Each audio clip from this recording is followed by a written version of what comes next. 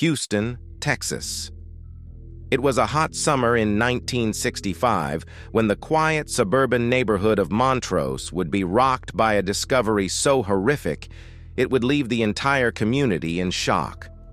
What was hidden inside a simple kitchen icebox would haunt the police, the city, and the nation for decades. In that house lived an elderly couple, Fred and Edwina Rogers. They were an unremarkable pair to most who knew them, quiet, private, and mostly kept to themselves. They lived in the same home with their adult son, Charles Rogers, a reclusive man who few neighbors had ever seen. Days passed without anyone hearing from Fred and Edwina. Neighbors became concerned. Eventually, the police were called to check on them. When police entered the house, they found something strange. The home wasn't in chaos, but something was off. Papers were scattered, and food was left on the counter as if the couple had left in a hurry. But what disturbed the officers most was the silence, a stillness that seemed unnatural. After searching the rooms, the police went to the kitchen. That's when they opened the refrigerator.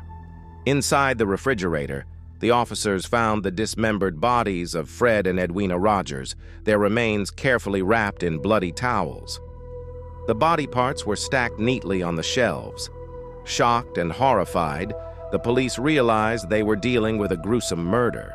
Fred and Edwina had been butchered, their limbs severed with surgical precision. But their heads were missing. The immediate question was, who could have done this? And where was Charles, their son? Charles Rogers was a strange figure, an intelligent man, a former geophysicist who worked for the Navy, but he'd cut himself off from society. He rarely left his room, and neighbors hadn't seen him in years. Suspicion immediately fell on him.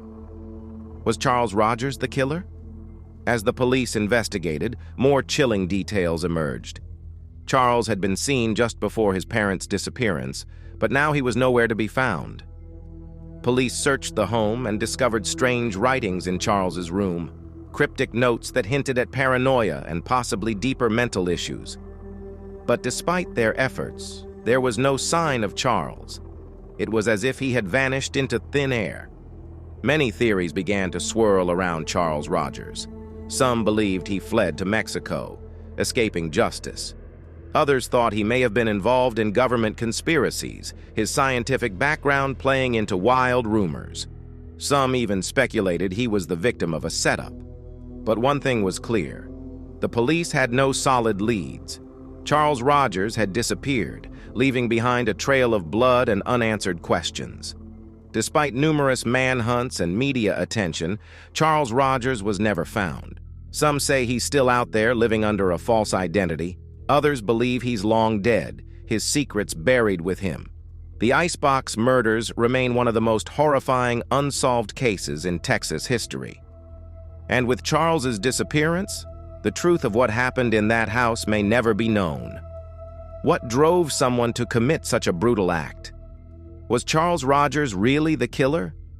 Or was there more to the story?